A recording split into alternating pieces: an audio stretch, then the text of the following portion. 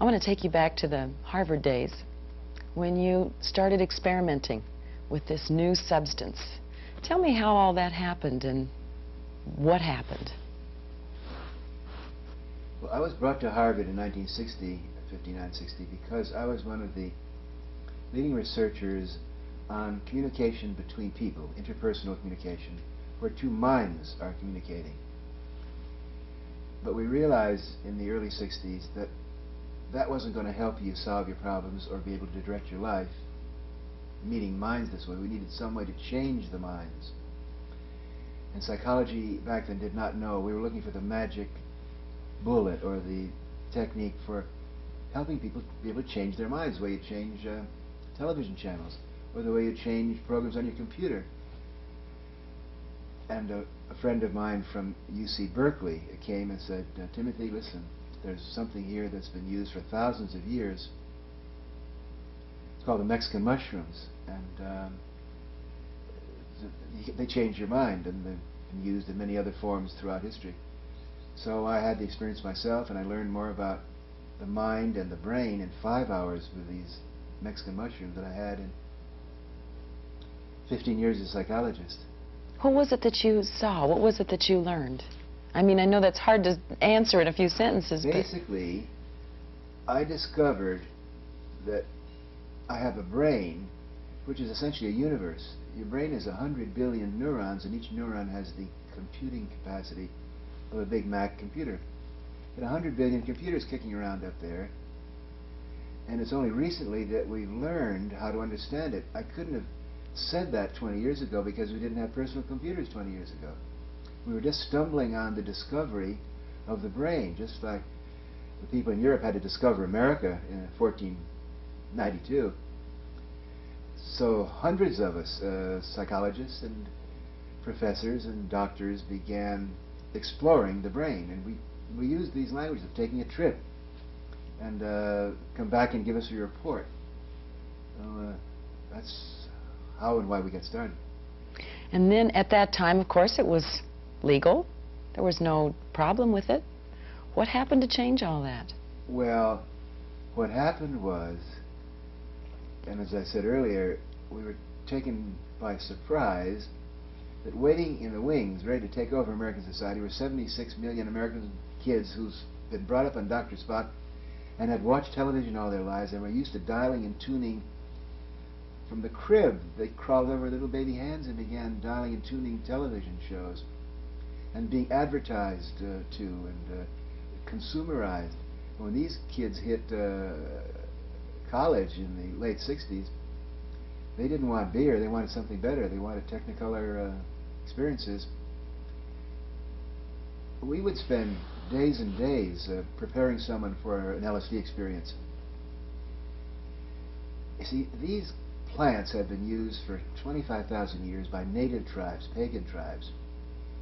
And when the tribe has these possession or trance experiences where they get very, very loaded on LSD or mushrooms or peyote, there's a powerful group support. Yes, go for it. Bark like a dog. Feel the power of whatever you're feeling. The community is there to help you, and the drums are going, and the chanting is going. And that's what we were doing at Harvard. The experiences we had were tremendous group support, and explore and go there. But the idea that people would be jumping on motorcycles and popping a pill and going to the beach was something that had never occurred to us. In the early days of the psychedelic movement in America, intuitively, people used the ancient pagan techniques. Woodstock, 400,000 people getting together for what? To have this possession trance experience. By the way, 3 days at Woodstock, wall-to-wall psychedelics, and not one recorded act of violence. That powerful group support. The experiences in San Francisco at Kesey, the communes, the love-ins, the be-ins. That's a repetition of the ancient Hindu or pagan ceremonies where you alter consciousness and accept some higher being. That ain't a party drug. It ain't a party experience.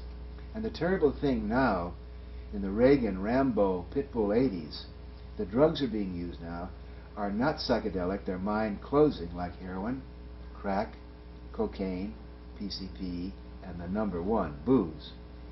And the second terrible thing about it is they're not done in a sense of group support. People sneak off and toot cocaine, or you hide in an alley, or you shoot up. There's no powerful holding of hands and seeing each other through these adventures. And that's tragic, and that's why we have this problem today, I think. Mm-hmm. How do you feel about drugs today? Do you feel that should they be used, should they not be used, controlled? Number one, you have to distinguish about what drugs. Time magazine had that cover story and said, should drugs be legalized? Well, come on, Time magazine. The most dangerous drugs are already legal. Alcohol, 100,000 deaths a year. Nicotine, 350,000 deaths a year. Prescription pills, thousands of deaths. First, cocaine is 700 deaths. That's terrible. But when you talk about drugs, who's taking them?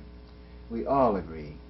Common sense tells you kids should not use drugs. You've met my 14-year-old son, and you'll meet him later in this visit. We sit down with him. It's common sense. Hey, Zach, you can't use drugs. You're too young. Your body and your mind are not ready. There's the liquor cabinet there. You can't use booze because common sense. You're not old enough. Hey, call me Attila the Hun. There's a chainsaw in the garage. You can't use that because you're too young. You can't drive the car. So I agree totally with Nancy Reagan about just say no.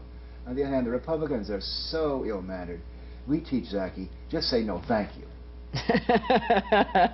But for adults, for adult Americans, we're not going to let the government, I'm not going to let Ed Meese tell me what to do with my own body. Our motto for adults is just say no, but you spell that K-N-O-W, meaning know what you're doing. Self-discipline, self-responsibility, self-control, self-policing is the American way. This is not the Soviet Union. And grown-ups are not going to let Ed Meese types do our knowing for us. Mm-hmm. It's a frightening thing, too, with the idea of kids getting involved and what part drugs should play. Obviously, drugs are here. What part should drugs play in society? And you kind of, in a sense, being in the forefront of understanding what that was about, it's interesting to hear from you what you think. What do you think? Well, remember, I had nothing to do with drugs for the last, actually, 15 or 20 years. I'm involved with computers and electrons and television shows, so that I'm not that much of an authority, although I have my opinion like any other adult American. I'm glad to give it.